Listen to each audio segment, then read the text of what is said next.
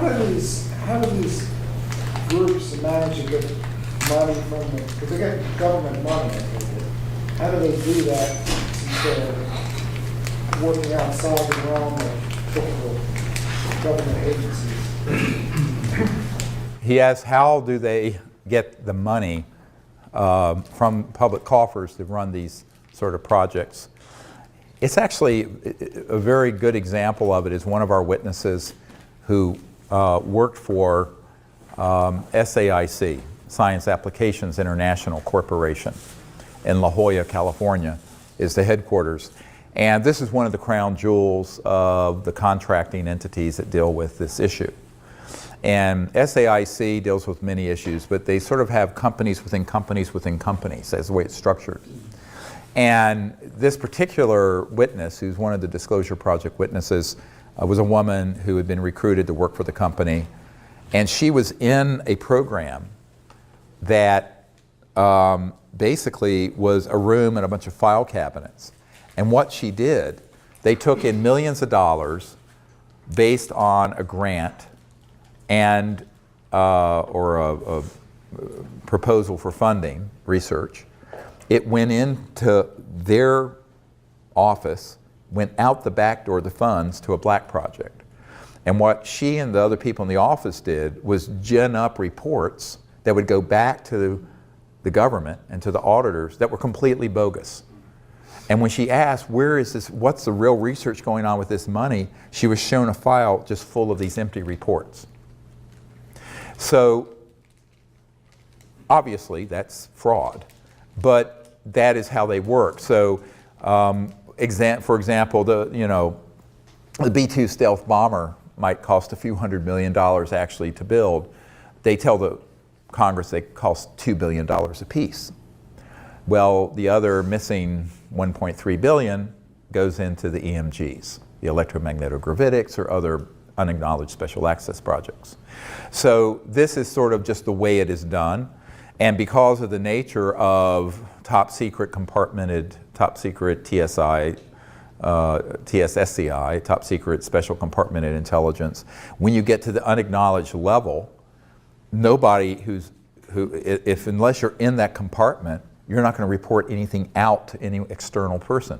I don't care who it is. Certainly not the Congressional Budget Office or the auditors at KPMG or whoever it is. They just don't report it out. It'll be reported out on these phony things. And this is why when Rumsfeld said there's $2.3 trillion unaccounted for. I mean, again, this was not a flaming liberal. It's not Abby Hoffman saying this. This is the Secretary of Defense for George W. Bush and Dick Cheney saying this. So if you don't believe me, maybe you'll believe him, and that it's just unaccounted for. But that's how it's done. This one little example, so a lot of it is kind of overbilling and overcharging. You hear about these massive costs, 500% cost overruns, 1,000%. Well, it's not cost overruns per se. Part of it is that it's just going into a black project and being diverted. But not just Department of Defense and CIA. I have people who worked with the first Bush presidency, Bush Sr., who said that they were pulling money out of HUD, Housing and Urban Development, and other agencies. That would be things that were inflated prices that would then be siphoned off into black projects. And that is done routinely. And so, now, there's another way of doing it. I don't know if I should go into this or not. This is this is the dark end of it. Okay, so one of the meetings I had, it was right after we did the meetings in 1997 for members of Congress and for Admiral Wilson at the Pentagon, the J2, head of intelligence joint staff. I had a meeting with a former member of Congress and a senior executive with SAIC at Crystal City here near National Airport at this former congressman's condo. And this congressman had been for many years sort of a consigliere to George Bush Sr. And he said, do you understand how dangerous this group is? I said, yes. He says, but do you understand where a lot of their funding comes from? I said, I have a very good idea. Where are you going with this? And the SAIC executive had recently retired and moved out of the country to France. And both these people asked me not to disclose their names, but this has put me under sodium pentothal. I'm telling you the truth here. They said, well, we use these anti-grav devices, and they launch wee hours of the night from various places, and they move billions, hundreds of billions of dollars worth of clandestine drugs and armaments around the world. And he said there is one group that is involved, it's like a small army, he said, of people of 8,000 men that have been involved in just moving contraband around the world because it's all cash and it's untraceable. And we have killed 2,000 of these men for minor infractions of security. Okay, this is not a conspiracy theory. These were two principals with firsthand knowledge of it, warning me of what this group is really into. So one of the reasons, therefore, fast forward to another problem. If the drug war has been created so that by making it illegal, it not only keeps it criminalized, but it creates a domain where so these super black illegal operations can kind of pluck the low-hanging fruit and have a very large, I'm talking hundreds of billions of dollars of funding by being kind of integrated with these criminal enterprises. You know, now I'm not in favor of drug use, but I think it should be completely legalized for that reason. And that would just suck all, it won't be. Now, they'll wrap themselves in morality and public health and all this other stuff. They could care less. I mean, you know, any kid, any middle school kid can go to anywhere and get any drug they want in the DC area or even out in Virginia in the rural area I live in. It's so that it creates their own little monopoly, and it does. And this is not a conspiracy theory, because I have met with the principals who were involved in those operations. So that's another source of funding. Now, there's another source of funding. So we have the black budget of the United States government, 100, 200 billion a year. You have this clandestine and very dark criminal enterprise running drugs and armaments. And then you have another source, and that is, I call them the corporate spin-offs. Pieces of junk like this. The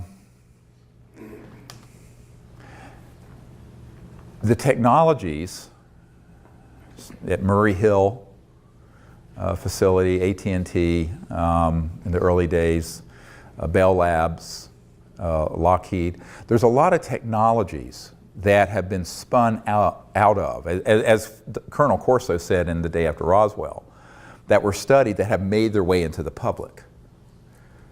By studying extraterrestrial materiel that have come from our downing of these aircraft, spacecraft.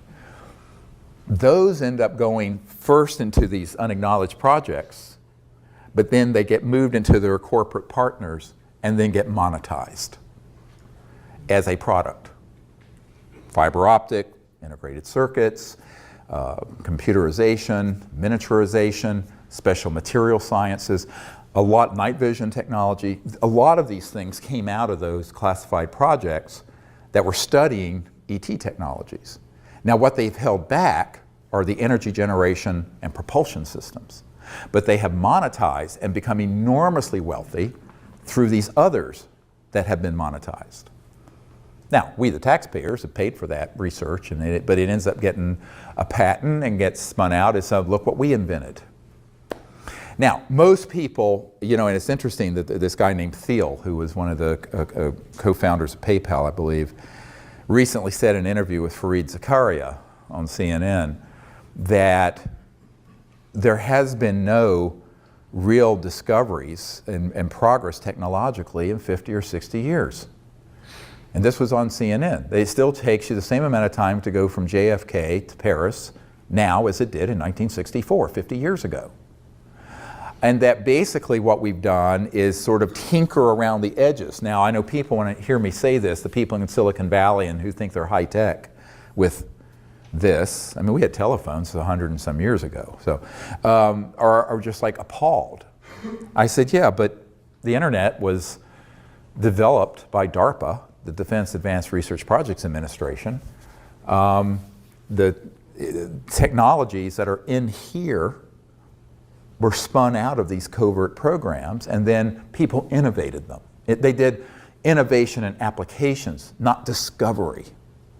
So, and if you come up with a fundamental new discovery in science and technology that is really disruptive, i.e. free energy or something like that, it will be confiscated, either under a national security order or if it goes through the patent process through the patent law provisions for seizure. And if not that, they'll just flat out take it and tell you to be quiet or else. And that's true of people at universities, industry, private inventors, et cetera. I know many, many, many people who've had that happen. Here in Washington, the Federation of American Sciences said, well, look, there have been 5,135 patents that have been seized. Well, the reason for that is that the things they don't want out are things that are true breakthroughs. So if you look at our society, yes, we have an internet and you have an app so you can go find your restaurant you want to find instead of looking through the yellow pages.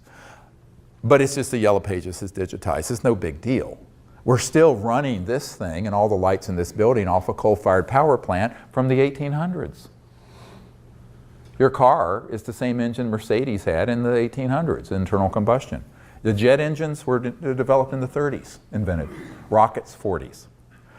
Atomic power, 1945. No real fundamental breakthroughs in science and technology since then. And that's what Thiel was saying. Thiel, the multi-billionaire. And I think it was sort of an astonishing statement for a lot of people, but he was being honest about it. So, but there has been monetization that way, which has created enormous revenue for a lot of these corporations.